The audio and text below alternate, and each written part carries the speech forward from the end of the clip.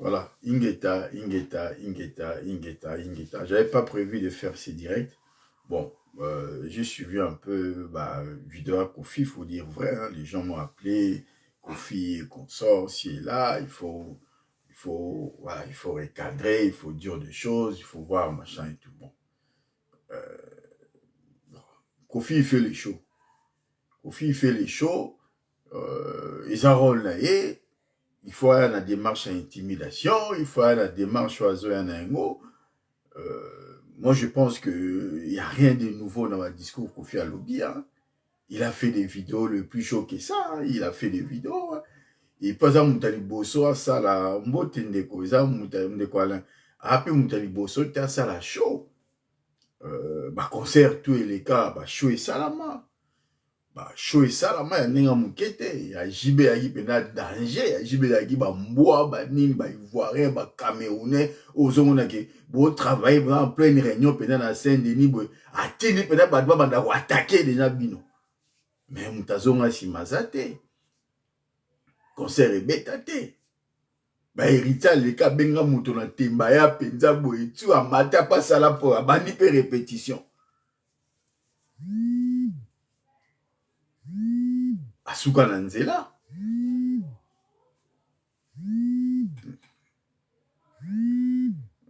Voilà, voilà beaucoup la ralanga beaucoup, tu vois, Joshua Bengaki. Donc voilà, tout le monde a un concert, héritier moutona tembe, penda ya benga moutona tembe, mata tina sala podium.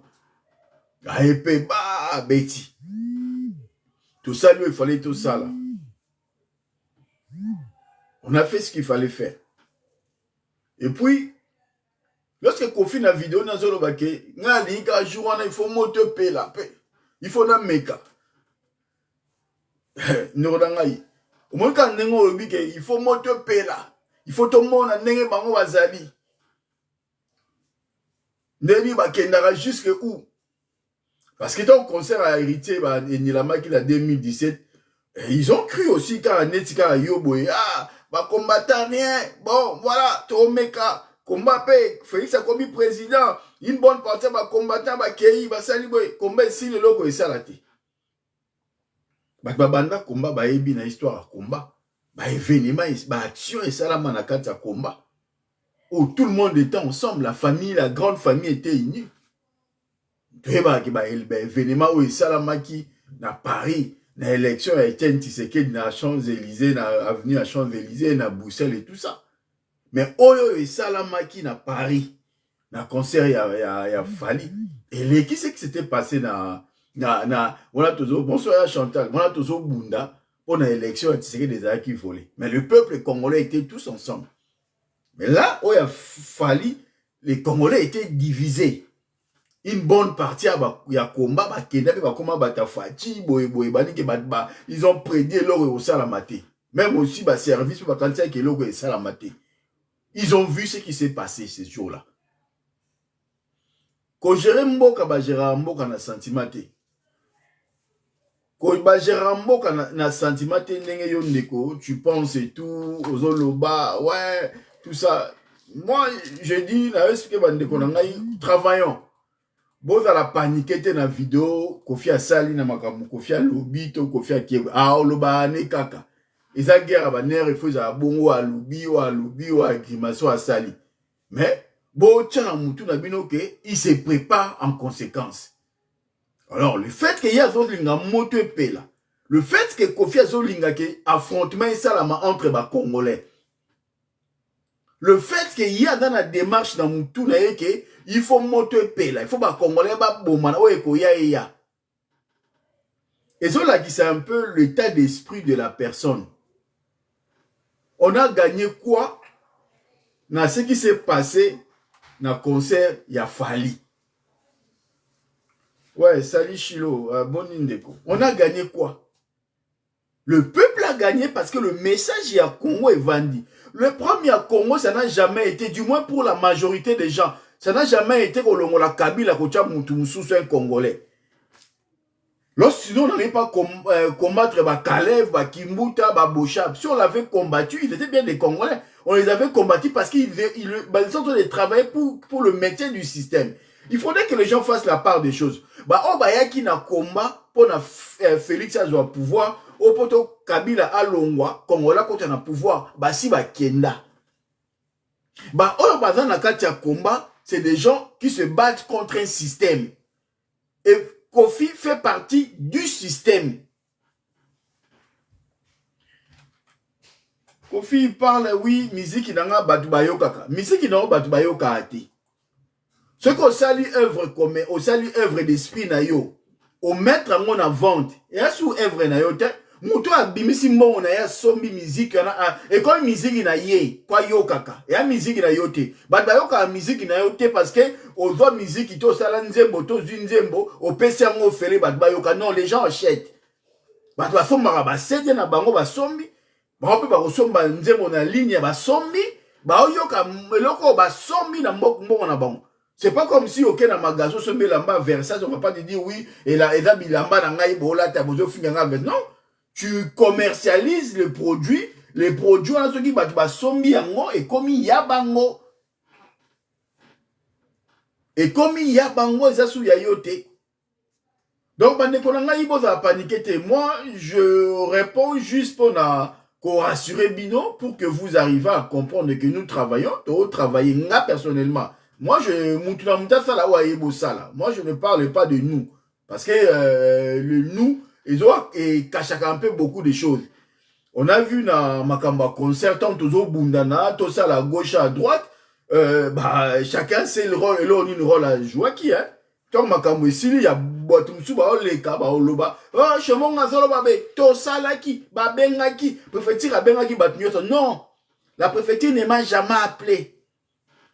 Mouto alobi que préfecture a bengaki aleka aloba numéro ni préfecture bengaki pourquoi pas ça qui ni aleka a expliqué. La préfecture ne m'a pas appelé. La préfecture m'a contacté par rapport au travail que moi je fais et m'a donné le numéro pour que na benga par rapport y a des numéros. Donc yo so salaki li kamuna yo parle pour toi, ne viens pas dire que to salaki non. Bokechu a salaki rôle na ye. Chomongo a cela qui rôle naïe. Si Chomongo vient parler de lui, il dit par rapport à ce qu'il fait. Kofi a sali a tchebiso défi là. Kofi a sali hein. Kofi il a dit hein, a défié biso azozé là. Mutu a sala oh a yebi ko sala. Oya komaka a koma. Oya lobaka a loba.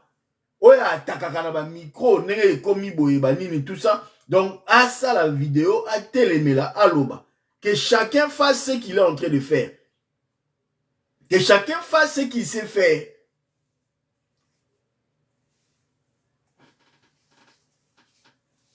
Félix Oise quoi a continué à Bongo.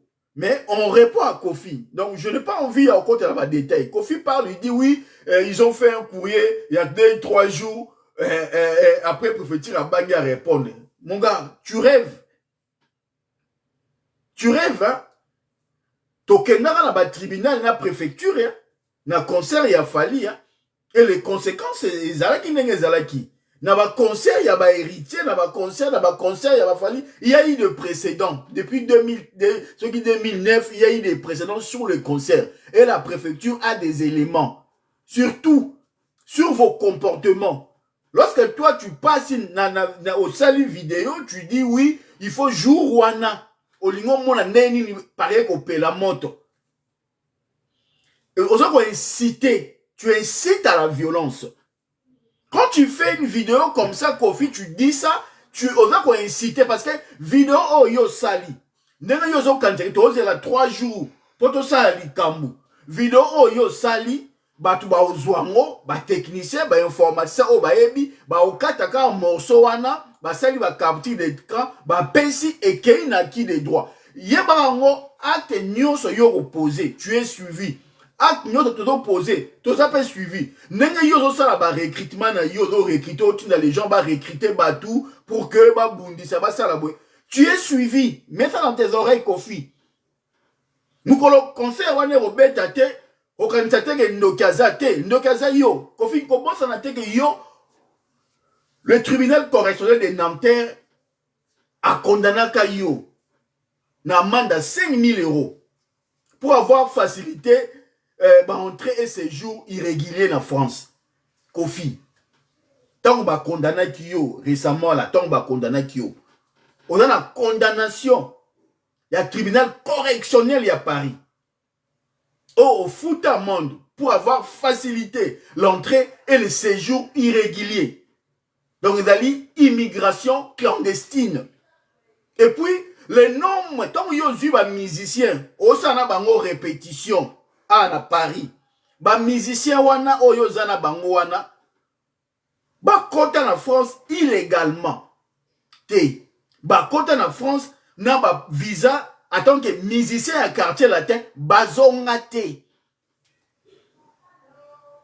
Ozala ba antécédent ozali que ya condamnation pour la facilitation ya entrée na séjour irrégulier. O ba benga ngo en émo ba trafic d'illégaux. O ba benga ngo en émo immigration clandestine. Et ça, là-bas, élément, oyoyo, on va rappeler. Tu nous pousses à travailler. Tu nous pousses à mettre le moyen. Quand toi, tu dis, tout ça là qui passe, on a compris. Tant que yo sali vidéo lobby, nous, on enregistre aussi. On va aller travailler. Nene yo lobby que yo tindi batuba kende ko pesa ba explication que ba faux réfugié. Tu crois que préfecture en France, il y a un faux réfugié, un vrai réfugié, bien noté. Quand la France nous traite des opposants radicaux, et ça pour rien, mais on a la makamto meneti. Tant que yo, on met un concert politique, ton combat est purement politique, ça n'a rien à voir. Que Kofi ne vienne pas vous manipuler dans le direct, à grimacer moutouté. C'est un politicien. Avec qui membre adhérent, il y a PPRD. À Liambongo, il y a Congo. Il y a destruction, il y a Congo. Il y a Makila, il y a Congo. Kabila, Azali, auteur intellectuel, il y a misère, il y a peuple congolais. Na Kofi Olomide, qui a œuvré pour que le système wana et maintenir Congo na difficulté auto. C'est un politicien. Aujourd'hui, Kofi, officiellement, devant les médias, à qui qu'on la adhésion na parti à Bahati Lukon, président numéro 2, il y a tête na Congo na biso, président, il y a parti, il y a union sacrée, membre, il y a majorité présidentielle. Kofi est un politicien. Lorsqu'il vient, ce qui concerne Betami, tant à Robima, à rebrandir victoire et à régime.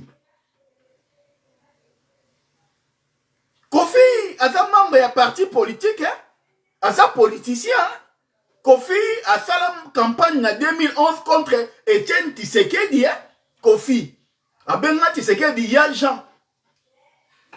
À Finga Tshisekedi, Moutema Mabe, Etienne Tshisekedi. Tant que tu as en 2011 pour attendre qu'il victoire, il y a Tshisekedi. Bah, Kofi, on a champagne, Kofi, wana. Oh, lelo o alinga sala batu, ba leso comme ski, yaza na bolingwa Congo.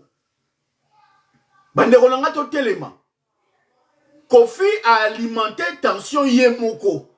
Azoko a alimenté tension parce que le but est un ngwana. Le but est ali ba mettre France en difficulté. Le but est ali moment on a moto on a soke peli, yé ba kolobela gloire na yene ba lobela qui fallit sur le plan planétaire. Mais il fait l'image, il y a France qui la dégradée. Kofi ne doit pas oublier que le concert, on n'aura pas lieu à Paris, mais en banlieue. Paris, zone à sécurité, et à la zone à sécurité, maîtrisée par la police.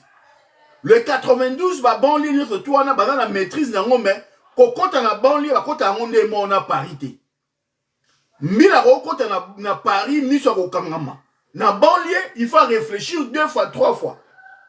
Et Nanterre, ce n'est pas non plus Paris.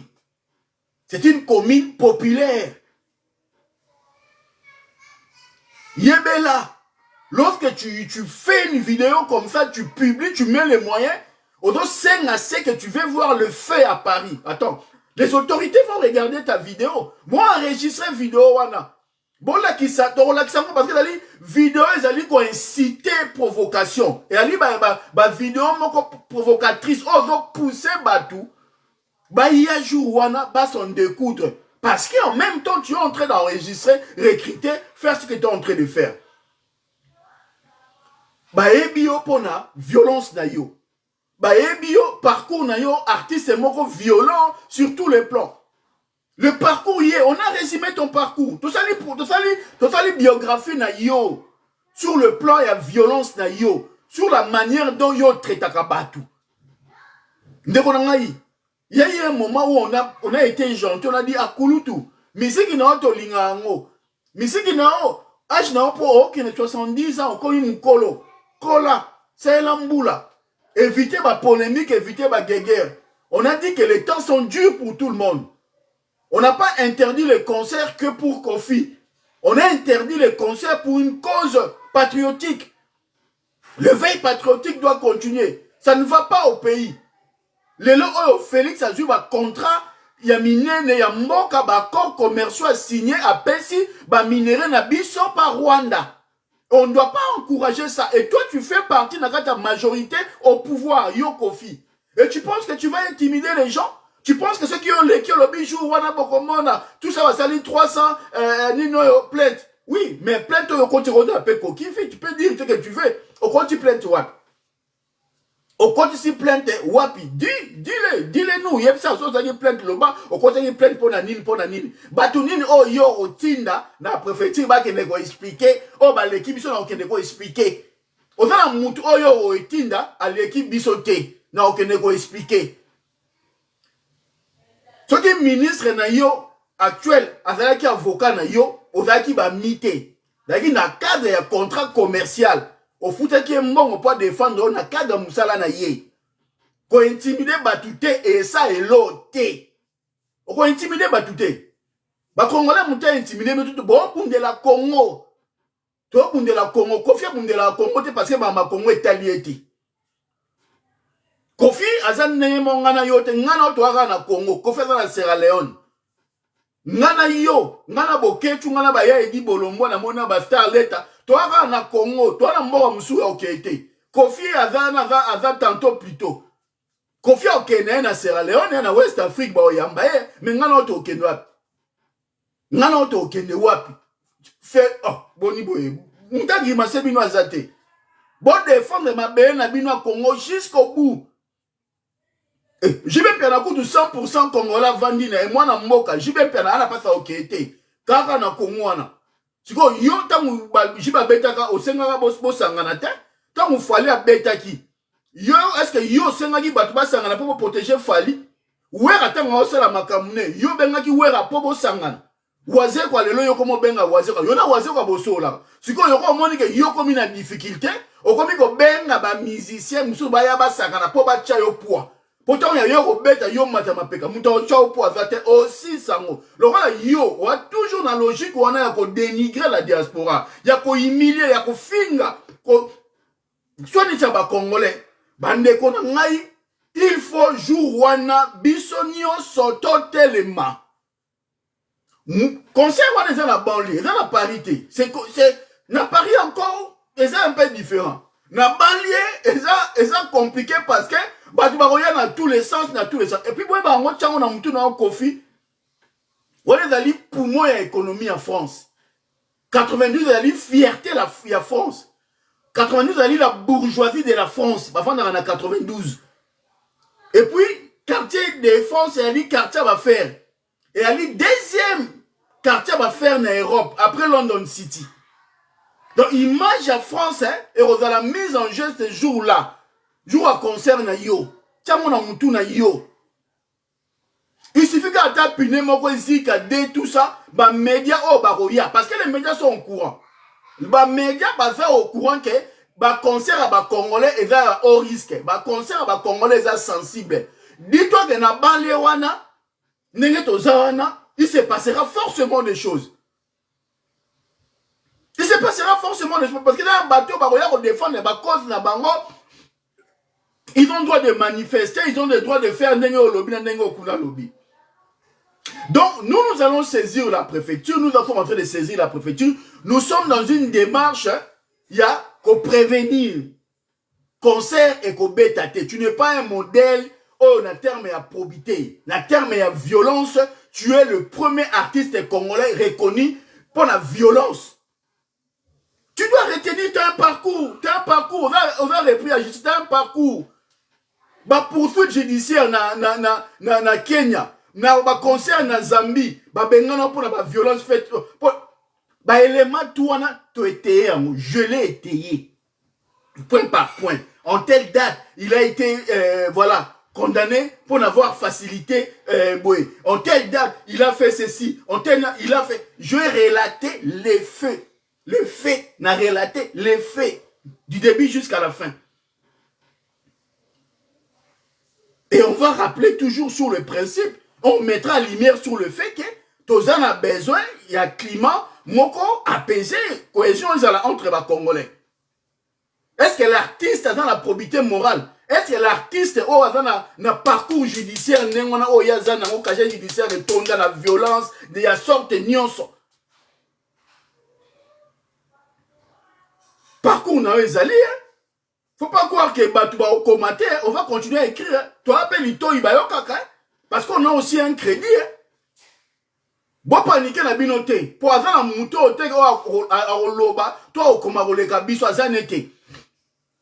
Azan a été. On a suffisamment de gens. Oh, moi, quand je parle de jeu. Je ne parle pas de nous. Parce que je sais ce que je suis en train de faire. Je parle de nous lorsque je travaille avec des amis au travail. On est en synergie, on est en train de étroite collaboration. On est en train de travailler autour, il y a Eloko, Papi, on travaille, il y a des réflexions à gauche, à droite. Mais, on a une spécialité, il y a koma, il y a loba, il y a expliquer le fait. Nous allons expliquer le fait pour pas binoté. Nous allons expliquer le fait. Et Moutoumoko, ni na niveau ya Congo, ni na niveau ya France, à l'ingio au bêta concert. Là, c'est la réalité aussi, Kofi. Yo moko peut-être qu'on connaît qu'on a recruté ma mission à on a Paris pour au sein de Sabango entraîner. Parce que yo moko yebi que tu as été condamné. Yo moko zawana aibi ke ba condamné qui avec Sabinote, aibi Sabino ba condamné qui tout à l'heure a foutu ba mandat na tribunal correctionnel ya Nanterre. Est-ce qu'il conseil Robeta ba condamné pour na facilitation ya entrée dans séjour irrégulier.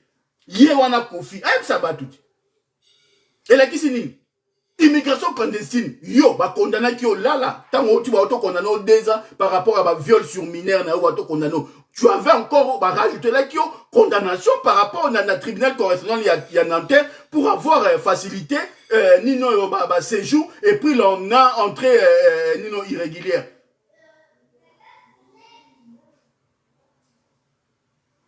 Le même fait condamné ou avec quoi? Ou avec quoi a été condamné pour la immigration clandestine. Ba musicien ba yaka bazonga raté. Ba musicien ebele na ba théâtre ba yaka bazonga raté. Yo so mona mutu mo ye théâtre wana azu visa d'établissement. Ba nyoto ba théâtre ba artiste nyoso ba zalia. Ba yana visa d'établissement, to ba yaka ba conseiller, ba chargé de presse, ba agent ba artiste wana ba si ba yana visa d'établissement. Tu crois que ba mindele ba zoba? Tu crois que Yoko Fisoko Vando Kanisi que Basalika découillé ne va grimacer. Tu penses vraiment que ça s'est passé comme ça? Tu penses? Tu penses? Ben continue à rêver. Si tu penses que ça s'est passé comme ça, ben les achouans na yo. Moutuni en yoro solo la na ye. Moutuni en yoro solo la na ye bisoto solo la na ye te. Ce qui yo tindi batu, bakene ko solo bakene ko bali kambu. Ye baka mundele a okende, asalaka toujours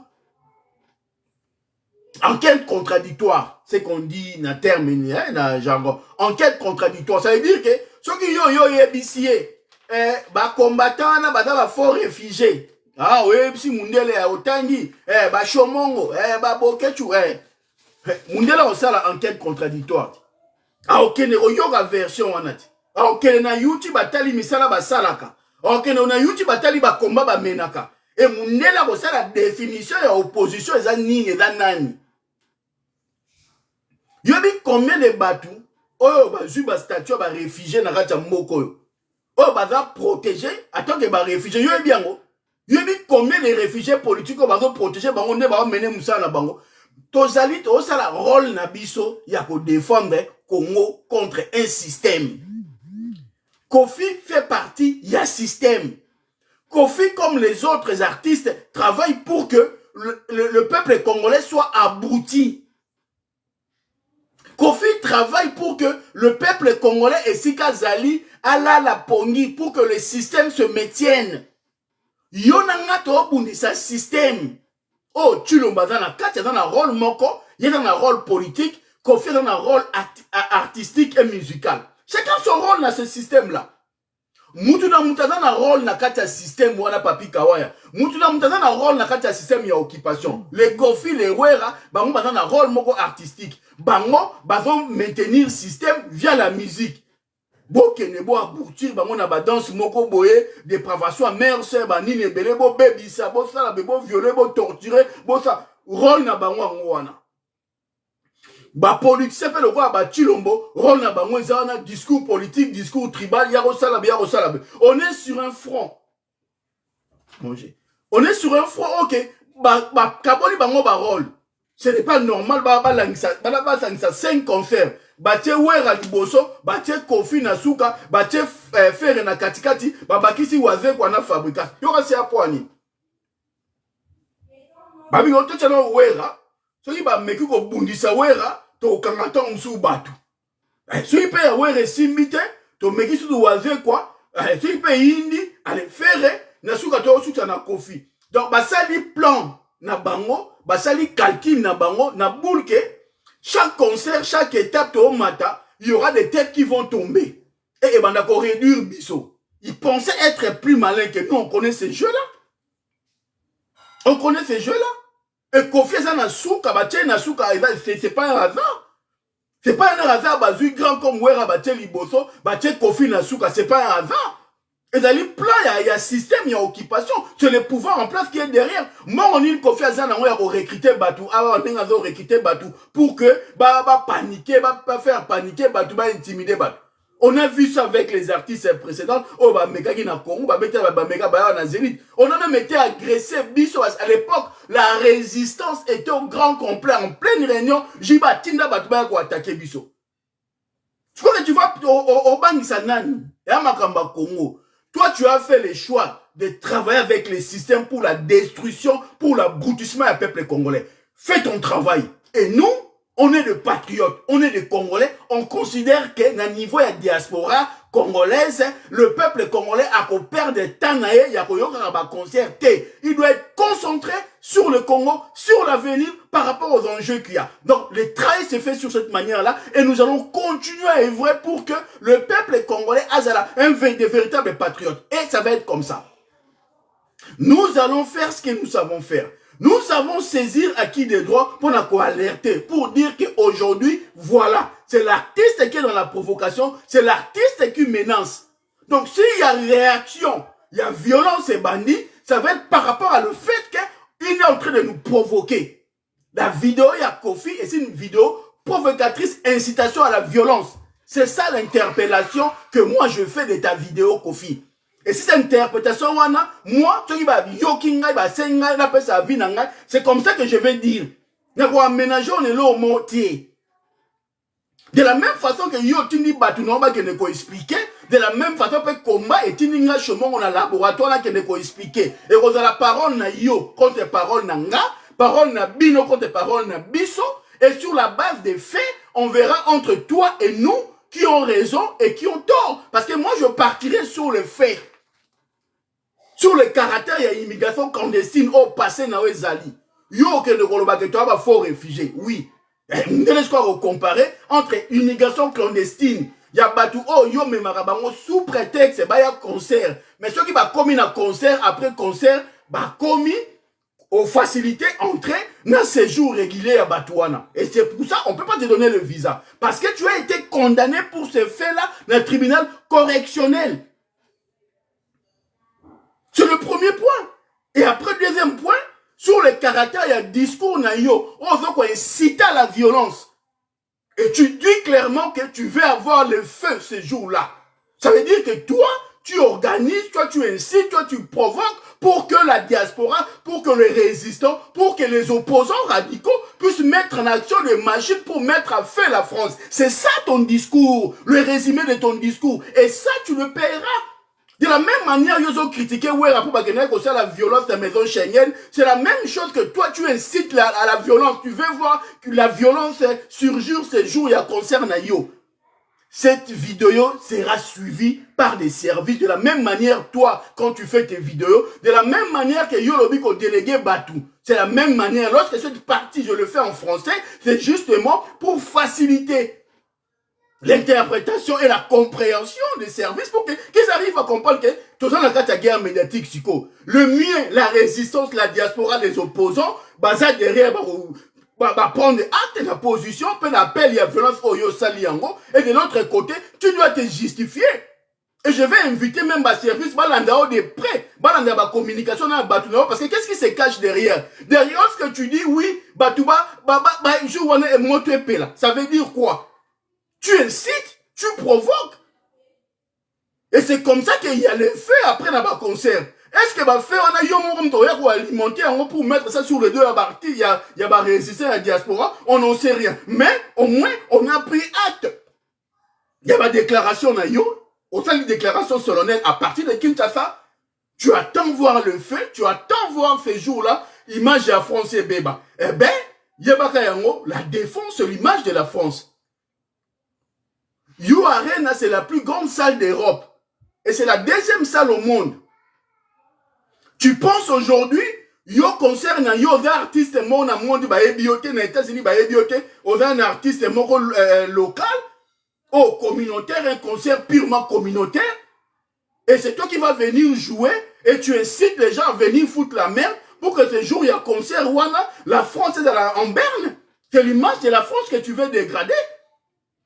Faut pas oublier que Nanterre, les alliés siègent. Il y a parti à Front National et à Marine Le Pen. Faut pas oublier que le 92, wana, et Ali, département, fortune en France. Le bourgeois français, le département le plus riche de la France. Faut pas oublier que dans le quartier à Défense, deuxième quartier d'affaires après London City, l'image, wana, c'est quoi, pour la Yo Kofi, un artiste local, un concert communautaire, tu veux foutre la merde et tu appelles à la haine et tu incites et tu recrutes des gens pour que ce jour-là ça barde. Ben tu vas répondre à tes actes et donc ton parcours. En fait, tant qu'on tenir ma propos na yo, on a dit chapeau, il y a Mobutu qui symbolise la dictature, qui symbolise le totalitarisme. Et en même temps tu dis démocratie. C'est quoi la démocratie? La démocratie c'est aussi d'accepter les avis contraires. La démocratie, c'est aussi accepter qu'il y ait des gens manifestent contre ton concert. C'est ça aussi la démocratie. Laissez-nous le choix de dire non, de dire que toi tu fais de la politique, dire que c'est un concert politique. C'est un concert à visée politique. Avant ton concert, tu es parti ouvertement faire ton adhésion, montrer à la face du monde que tu fais partie, d'un parti pour eux, dans le pouvoir, aux membres adhérents, il y a une union sacrée et que tu es avec le régime. Tu l'as montré ouvertement comme Ouerasson. Et là, et ça libiso awawa. Et maintenant, tu commences à inciter les gens à la violence. Démarche la Binosco et Zanine à poser des conséquences politiques. Moboule bimi, débordement, tout ça, trouble à l'ordre public, l'image, il y a président en place, il y a élection, il y a Nîmes, tout ça. Bon, ça, on va viser politique, il y a un politicien congolais. Kofi est un politicien, ce n'est pas un artiste. C'est un politicien. C'est un politicien. Il fait partie du système. Il fait partie de la majorité au pouvoir. Et je le dis, et je dis avec force. Et les gens viendront dénoncer le politicien Kofi. Ce n'est pas un artiste.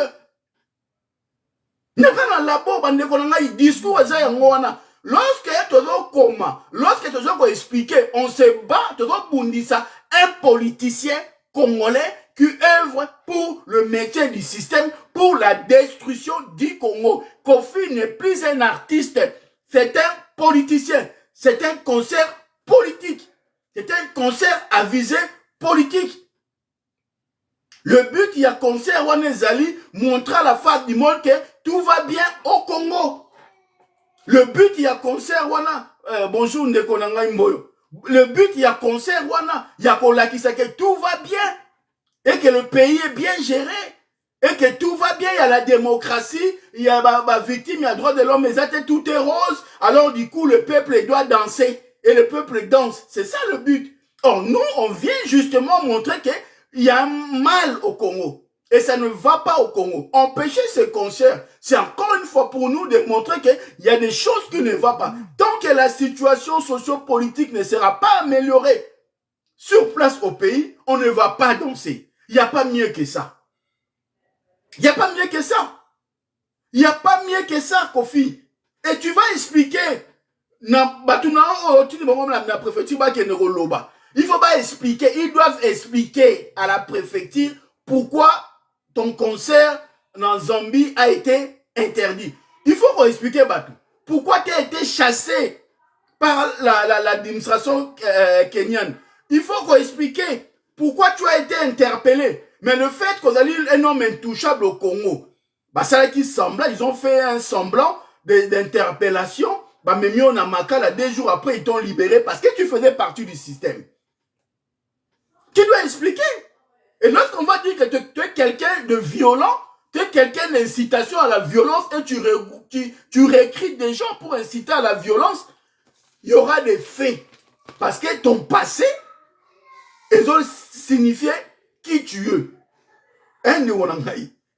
Bo pao. Bo ibino. Bo mitimo la libulu.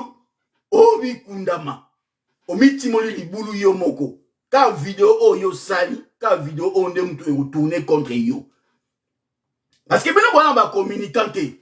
Bino wana ba laboratoire te. Bino tuwa. Bino wana ba danger. Tango ba gana pona ko silisa batu wana. Batu nino zo benga batu wana. Batu nino zo benga batu wana. Batu nini oyo zo benga batu wana. Le roi yo pona ko silisa batu wana.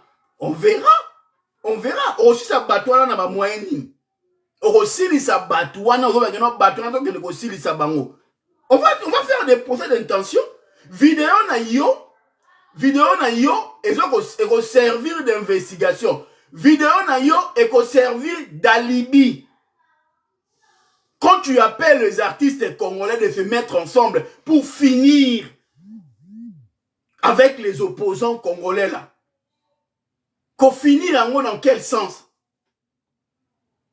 Lorsque tu demandes à ce que vous puissiez vous mettre ensemble pour finir avec nous, c'est dans quel sens? Dans le sens, il y a violence. Tu appelles à la violence. Tu incites la violence. Et ça, c'est grave. Et je demande à nos compatriotes, on va vendre à la poto, il faut comprendre les démarches d'Abisso. On considère qu'aujourd'hui, la vie des Congolais n'est pas mieux. Et tant que les Congolais vont vivre mieux, te permettre de concerter. Quand on a un concert par rapport à Vieux Congolais qui bien té, Vieux Congolais changé té. Ce n'est pas parce que Félix a commis président congolais Vieux Congolais changé. Non. Il y a un Congolais à la tête du Congo, mais le système s'est maintenu, la vie des Congolais est en souffrance. Il faut qu'on ait le courage de dire les choses. Notre combat n'était pas d'avoir un Congolais à la tête du Congo, non. Notre combat, c'était de déraciner le système. Quand on disait Kabila dégage, c'était le symbole d'un système. Et le système là est toujours. D'autant plus quand on voit le numéro 1 à sécurité, c'est un kabiliste. On va expliquer comment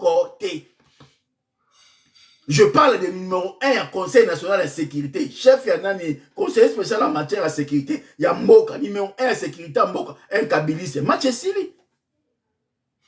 Le ministre de la Défense, Mouta Système, Matchesili. Oui, Congo, Moni, l'État, oui, l'État, tous les raffités un coma pour conseiller raison. Alors, quand on a un comité, tu vois un an. Moi, dans Maël Ayokaka, mon jeune frère, mon ami, Ferregola, kokota nage ya kofite. Kokota nage ya ba vie wana te. Ba vie na ba kayana na bango vide. Bah, vieux, bah, ok, bah, 70 ans. Yo, on a 20 ans de carrière. Kolingate yo koma, n'a pas problème na diaspora. Va dans Libanda. Maramba Congo e boujaka. Maramba vanda. Soko yo kaka, oza moutaliboso ba otombola. Fabregas, il n'a pas d'avenir artistique. Concert aux oeufs à Gobeta Awawa. Ceux qui na province, mon boye, na salle, mon ceux qui a 50 personnes, ceux qui a 100 personnes. On reçoit un loko morote, mais image na yo kaka, on peut avoir une polémique, moro boye, on comme na barando, moro zangatina, yo moro ba classé na dimension, moussou, on reçoit l'autre. Le fallait encore le Kofi, ils se battent, bah tche ba liko na ba grande salle. Bino bo ke na province na salle mo mutaye di kombo la moti. Si ça la personne qui dit choqué ce petit to éviter. Pour Oazen on n'aura pas le visa. Fabregas, tu n'aspires pas à une garantie. On a la garantie à vous payer ça pour pas payer son visa. Fabregas, on a la garantie au payer ça pour pas payer ça visa. On a la producteur à malongate ou à reporter garant pour un visa ya séjour na ni wa beta. C'est pour que ça la playback ce petit to éviter. Oazen quoi, il est condamné pour une immigration clandestine. Il n'aura pas de visa. Il le sait. Oazen quoi, il sait. Tu vois, Oazen quoi, il est mort à bête à musique. Alors ça, playback Tony. Expliquez bateau avec un bête. C'est des gens qui embrouillent des gens. Et un bateau, bah, tiens, on peut pas embrouiller biso pour la faciliter, bah, conseil, il y a minene, il y a ferré, mais à confier salam. Oazen quoi, on a fait un gaz, bah, un bateau, à pesi bango, ben, bon, ça va bouquer misère, bon, que nous coachons embrouillement, bon, distraire bango. C'est ça, en fait. C'est ça le but. Bon, les qui savent, bango, tana nous, tant que tu as moi 2 têtes, 3 têtes, réduire bango, il a fallu aussi, il y a faire aussi, tu as moi 2 têtes, 3 têtes, tu les mis après te faciliter à Kofi. Ils ont commencé par Wera, ils ont clôturé par Kofi. Alors, tu comprends le système. Et bon, mon a que oui, na combat, quand on début de minimisaka. Oh, pour Wera, 3 jours à la fin, bah, commis. Yo quand tu vas service à renseignement par simple courrier kabwe koki ne maramesili. C'est ça moi moment na lobara. Biso on peut na ta combat, to se respecter na raté. Et ce qui fait que bambadoka ba kofi, ba ko respecter biso parce que l'action est salami. O ebine makambe le kakito yo le ki o lobi makambe bele oh, tu es incapable ya bosala. Et ce qui fait que niveau na biso zo kita.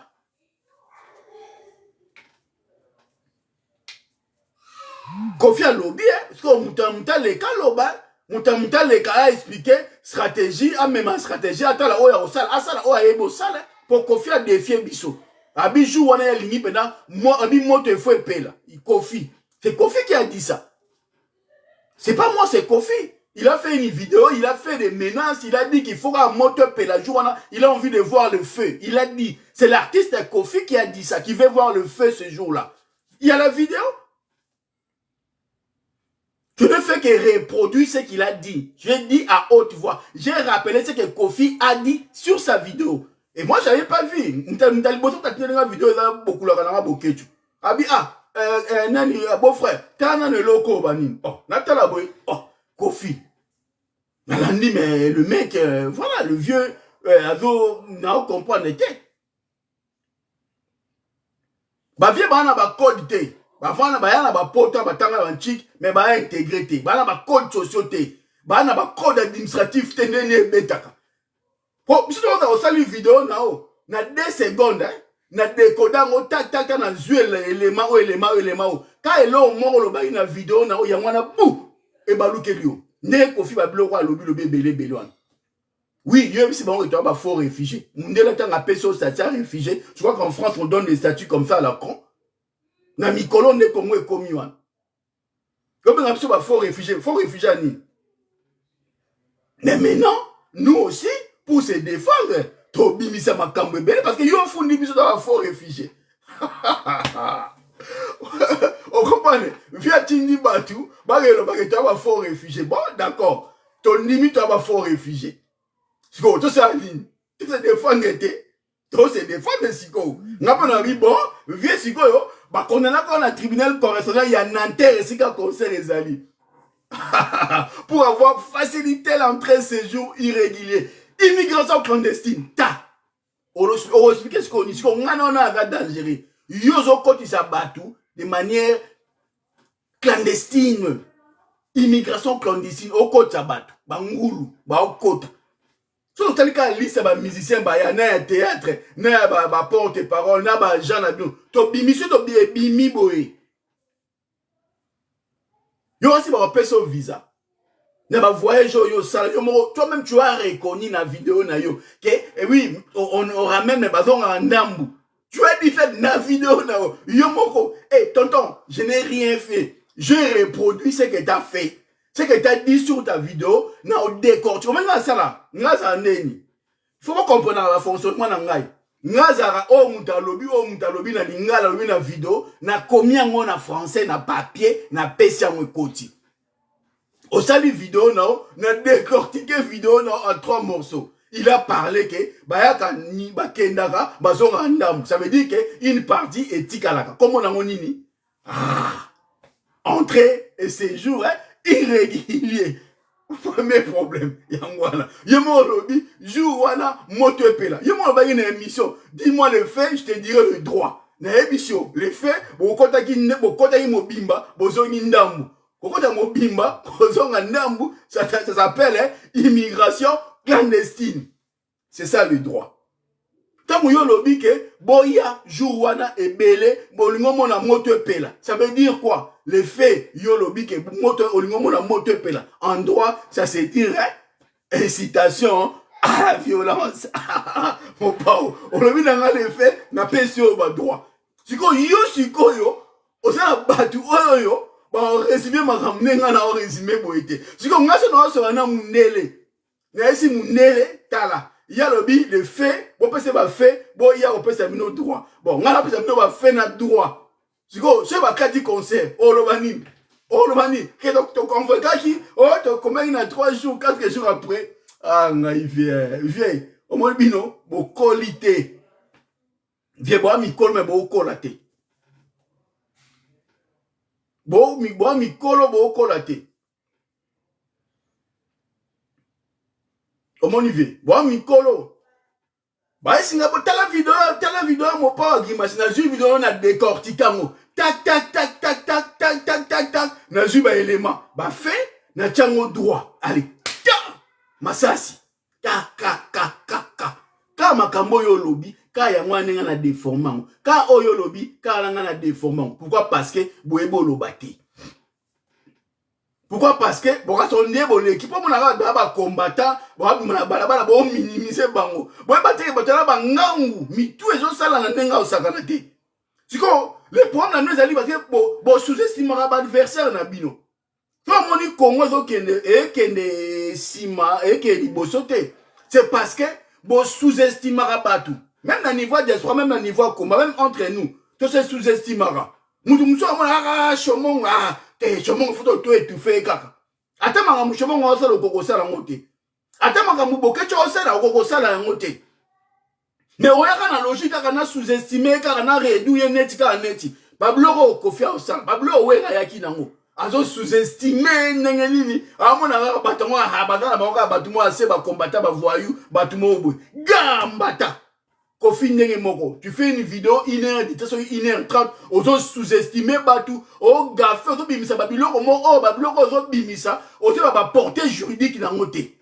Oh, au bateau, on bundis, on réduire en néant, dans le laboratoire. Parce que le laboratoire, on a bango, technicien laboratoire, ce qu'on a vendu. Quand on a fait une vidéo, on a vendu, na hôtel, on a batou, hôtel, ngai, n'a ce que la personne n'a pas dit. Mais je regarde ce que la personne a voulu dire. Et puis, na yaka na yango siko de manière verticale, na baloli siko vidéo. Na sali ba porter d'intention pour na sa analyse na ngai, na bimisi ba élément na nga boye. Tant na osa na courir na komi. Na convaincre. Mundela otala. Mundela ba yo akosa raté. Et pas mundela de ya to solo ba dali kambu moko. Et ya vrai. To pesi likambu na exemple, na ba preuve yango wana. Pas mon nele, so comme crédible, au tali crédible libela.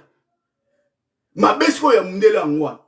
So comme crédible, Nous tu confies aux gens crédibles parce que dans le passé judiciaire na yo, bloc va faire la violence, faire y a criminel correctionnel et l'équipe belé faire mon pour avoir facilité entrer séjour irrégulier biloko moko immigration clandestine biloko moko belé ya violence refoulon na Zambie na pays belé donc muta violence image o belé yango wana donc ça crédible té lorsque une personne vient dire des choses sur toi batali le passé na yo ça crédible té au côté loté. Il suffit qu'à suspicion moko ezala. Il suffit que le passé na yo, casier judiciaire na yo ezala mabe. C'est fini, c'est mort. C'est mort. Ou est-ce crédible té? Nemo zana sur makamba violence ou a crédible té. Soki ba yeka ba lobi ke muto azo ko recruter, muto azo ko inciter. Yo moko lobi ngo ke ozulingo mona violence jour wana. Et ton passé ba yebi ko za muta violence. Automatiquement, ils vont prendre des précautions. Automatiquement. Parce que là, au réveil, esprit, au traiter des gens de tous les noms, tu as poussé les gens au bout, on a poussé de répondre par la violence, d'agir ces jours-là avec une violence et tout ça. Pourquoi? C'est quoi le but? C'est humilier le pouvoir, humilier la France, salir l'image de la France, c'est ça. Et ce qui vous intéresse, vous les Congolais, vous les politiciens, artistes et Congolais qui venaient jouer en France. C'est ça le but, parce que vous avez consciemment concert ou diaspora lignamote, où on n'a même pas vendu 500 places. Yomoko Zana on atteindre même pas 800 places. Ça, ce qui a 40 000, on atteindre 800 places. Et c'était comme un pété. Maintenant, alors, il faut provoquer, ou justifier pour que interdire concert, ça au mongo. Et tu commences toi-même à avoir des discours haineux, des discours d'incitation à la violence, à la haine contre les Congolais, machin et tout ça. Tu appelles les gens, donnes rendez-vous ces jours-là pour que les gens mettent le feu. Yo, l'artiste, toi, Kofi, dans ta vidéo, tu as clairement dit les choses, tu l'as présenté ainsi. Et c'est cette vidéo-là que nous allons travailler sur ça. Je vais travailler sur ça dans mon laboratoire. Parce que toi-même, tu nous as donné des éléments de travail. Non, lobby, na sangisa on a les passés, non, pour la ni ozali. Parce que je sais faire ça. Maintenant, na combat, muto yo, aza muta lumbe ya mutu. Asala, mutu aza lumbe ya physique. Asala, mutu aza lumbe ya lisangu neti baya joso. Bon, quand en action, Kofi nous a donné des éléments de travail. Maintenant, yo sur le lobby que yo pour comme la préfet, yo pour salaka. Élément Kofi a pesi yangwana. J'ai essayé de décortiquer la vidéo de Kofi pour que vous puissiez avoir des éléments de langage, des éléments de travail. Laboratoire, c'est aussi ça. Je prends la vidéo de l'artiste, je décortique, morceau, on fait des éléments que chacun maintenant récupère des éléments qui ne peut travailler. Nous avons aujourd'hui un alibi, nous avons aujourd'hui un élément qui a provoqué, qui a incité la violence, qui va provoquer la violence. S'il y a la violence ces jours-là, ça va être par rapport à l'appel à la violence et artiste, par rapport à ma provocation et artiste. Bope sa Kofi, Atala, Ayoka, Makamboyo, à répondre ce qu'on va répondre. Donc voilà. Puisque au Soukiawa, on ne fait que travailler pour l'intérêt du Congo. On n'a pas de problème avec des gens. On a bien demandé aux compatriotes, Batika Mambaba concert, le pays ne va pas bien, qu'on reste sur l'essentiel. Et là, on voit seulement les artistes qui travaillent avec le pouvoir, qui travaillent avec les systèmes, les politiciens artistes, les politiciens musiciens, qui aujourd'hui essaient de nous mettre à bout.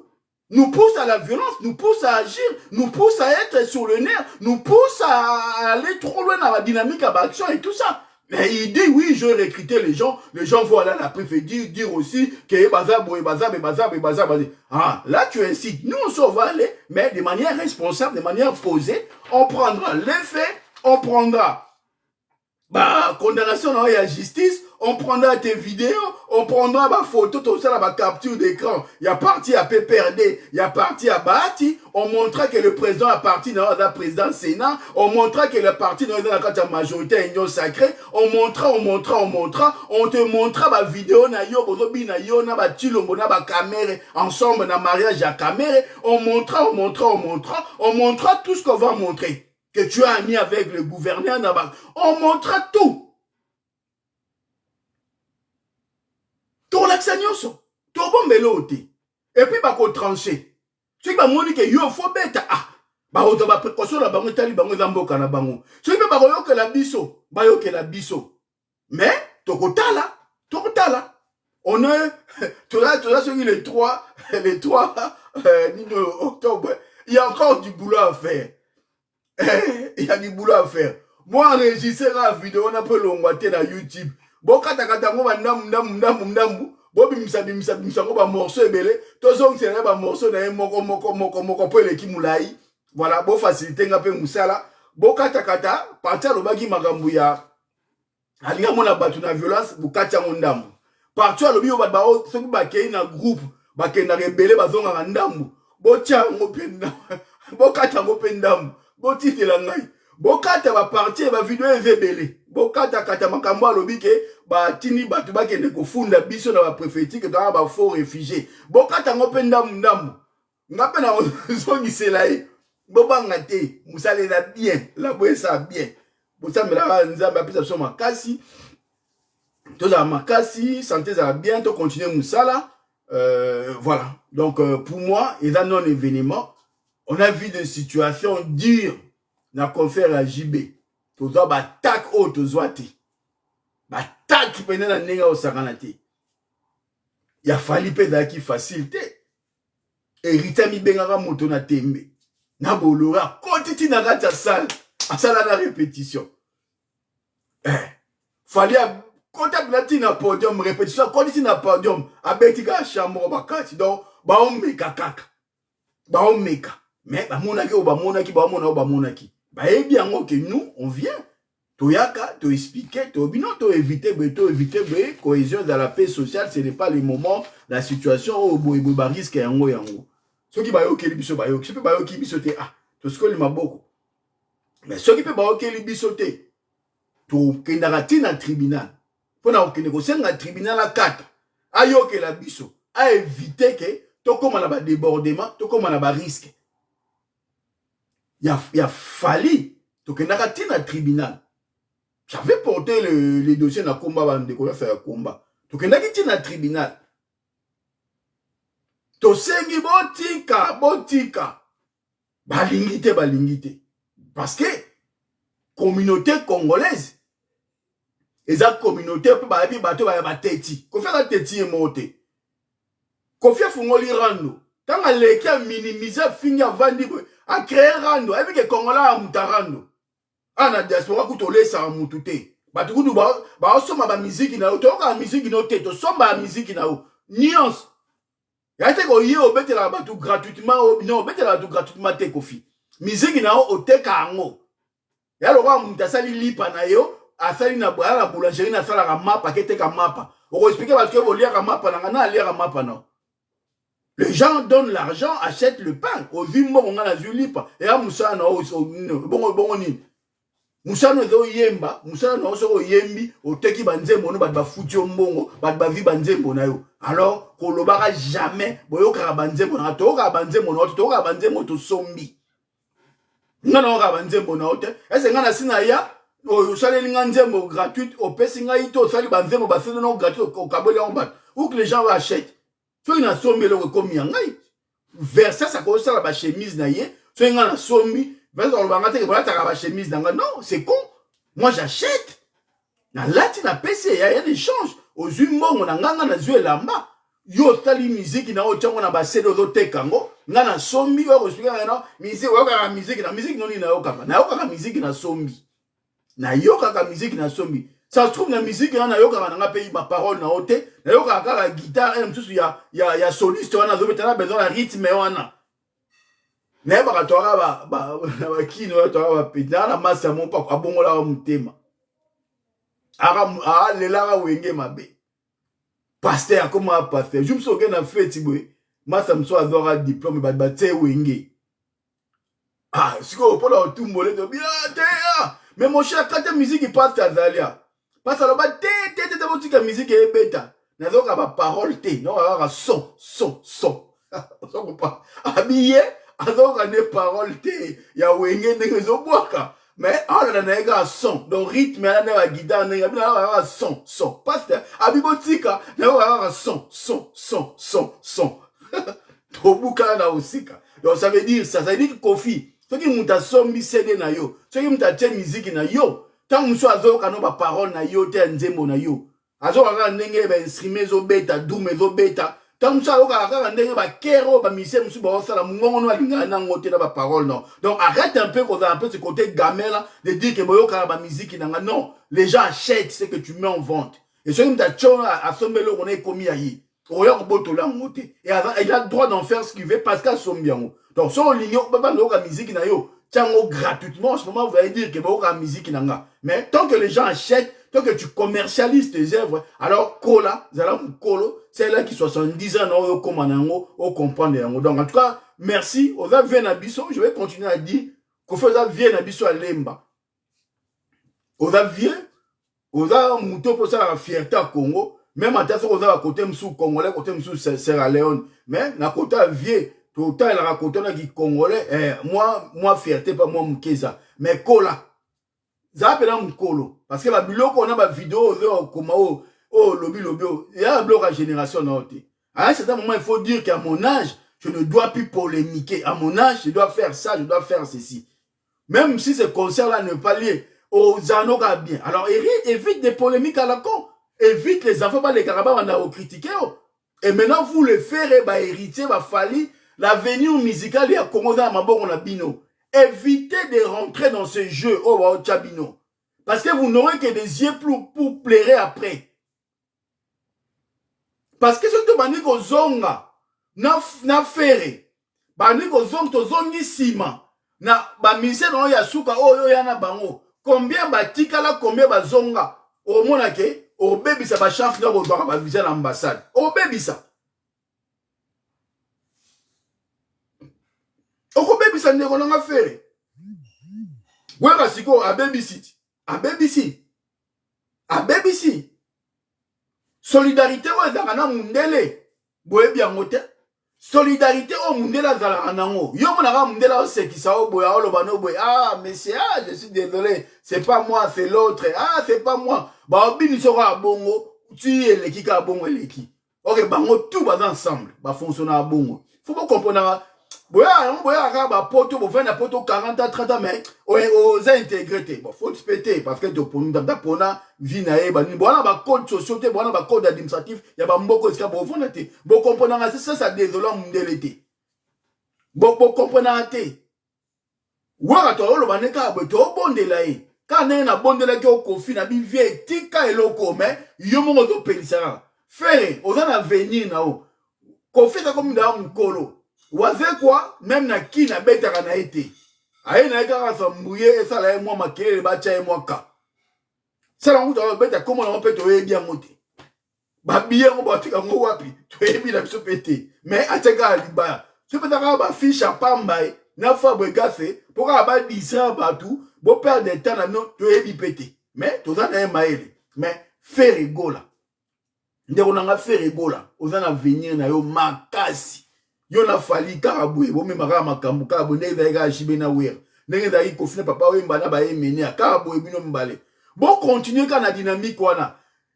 Tika ba chance na yo ezala. On ne sait jamais. Faire on ne sait jamais. Lelo oyo oza propre. Kokota na ba gege o ba on na ba chote. Kokota na buzoba ote. Sala makamno na ndenge na yo. Bozwa conseil ya JB. C'est là que on fait. Parce que au pousser par un moment à bout, les gens vont agir. Le problème c'est que dans le cas des Alaka, ceux qui sont déjà crédibles, bah ils sont crédibles. Ceux qui sont crédibles, bah ils sont crédibles. Bah mission congolais tout, bah ils sont crédibles.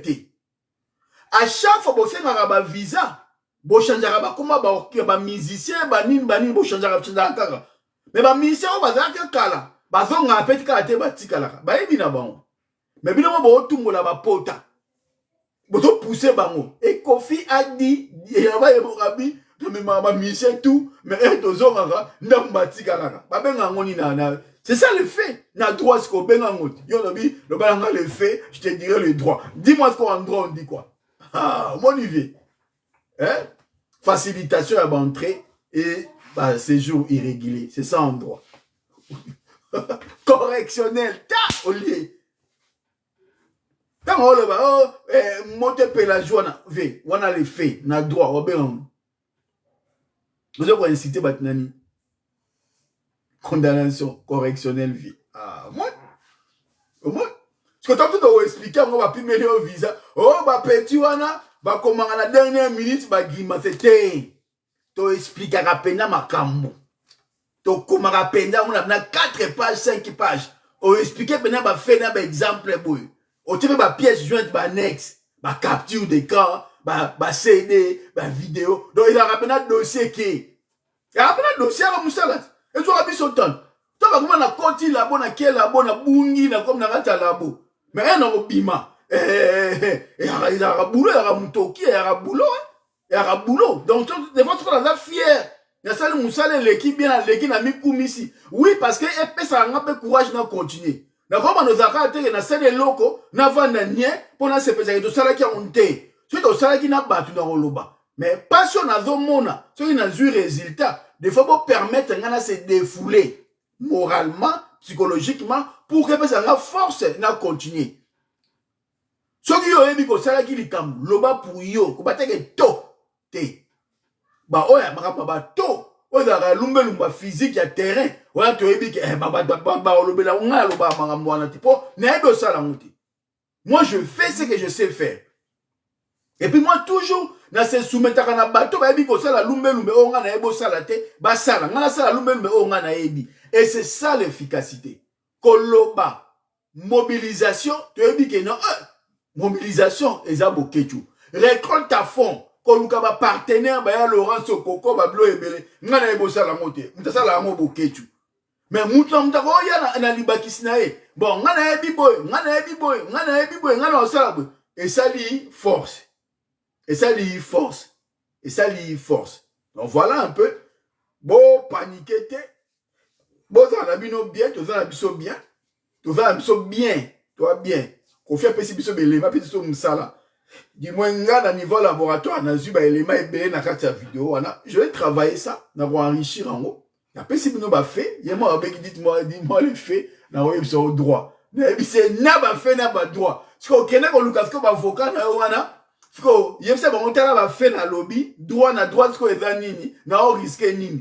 là où tu vas comprendre que il y a un sérieux problème en communication. Il y a un sérieux problème en communication.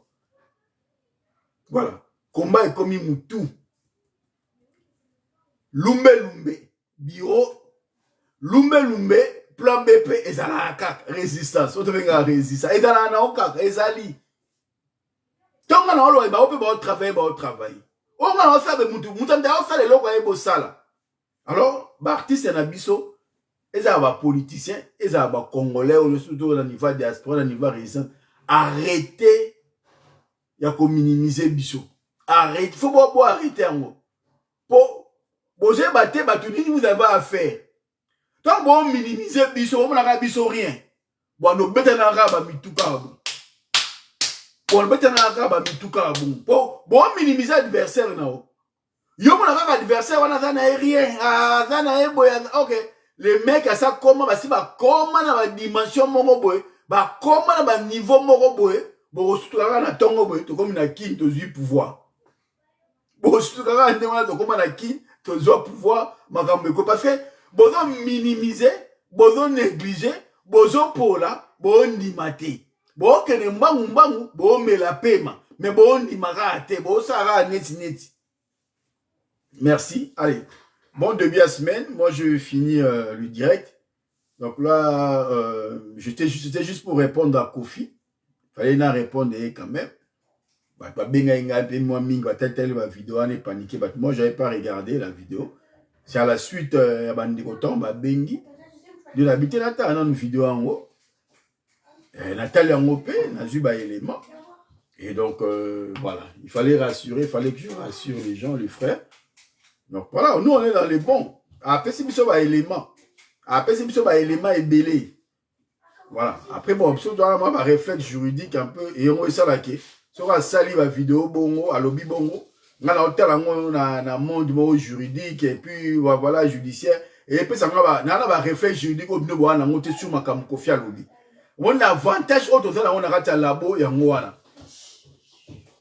omoni toi ba réflexe au batebele ba na ngote yo mona ka Kofi alobi Kofi gazé biso te ngata na otala to alobi loko na tchango na contexte juridique so alobi boy na tchango boy so alobi na tchango alobi na tchango na bimisi ba élément et toi na bimisa ba élément wana na mettre à mal c'est ça tu vas te gagner parce que nous quand on parle quand on fait un courrier il y a des références juridiques oh yo atoza autodidacte yo ata soki oza soki okomaka ba livre soki ndenge nini otya ba référence juridique parce que oza na ba référence juridique te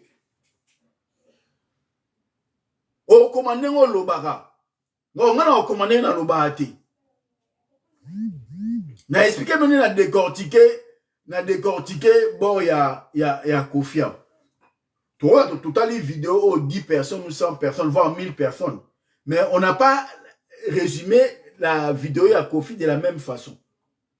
Moi, tout le monde est paniqué, mais de manière on a décortiqué vidéo.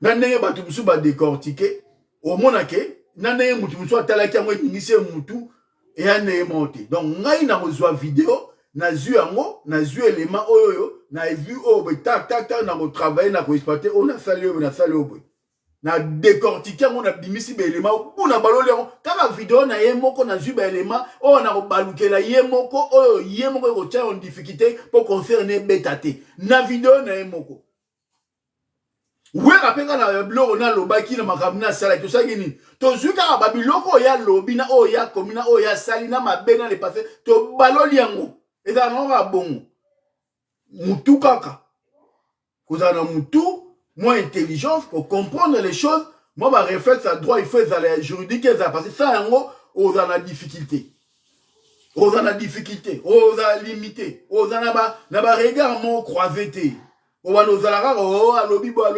alobi esili mais ngato na otalango on a volé juri so alobi na tala on a baloli yango pyramide renversée peut-être dans baloli yango peut-être outil du colo qui s'inacé au baloli vidéo au baloli émission au comprendre makambo mususu au même yemoko alobaki mais na makanisi na ya kanisa yango bongo te mais yo kanise lié au bimise lié procès d'intention ya makambo autant mususu yezalaki na ye kaka bongo lobi bongo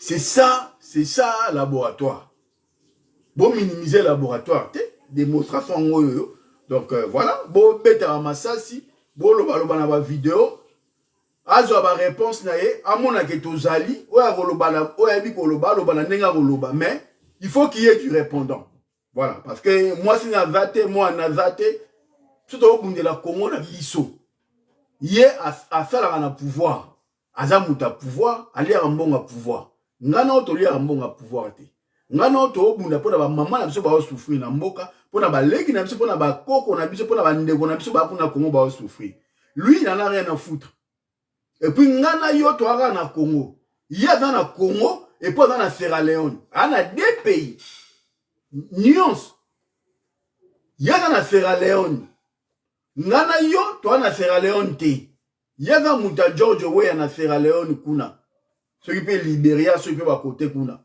ngana yo toara na Congo donc nous avons intérêt à ce que le système en est quoi pour que Congo est bon pour ce que yindi tokewa yeso ko yindi ake Sierra Leone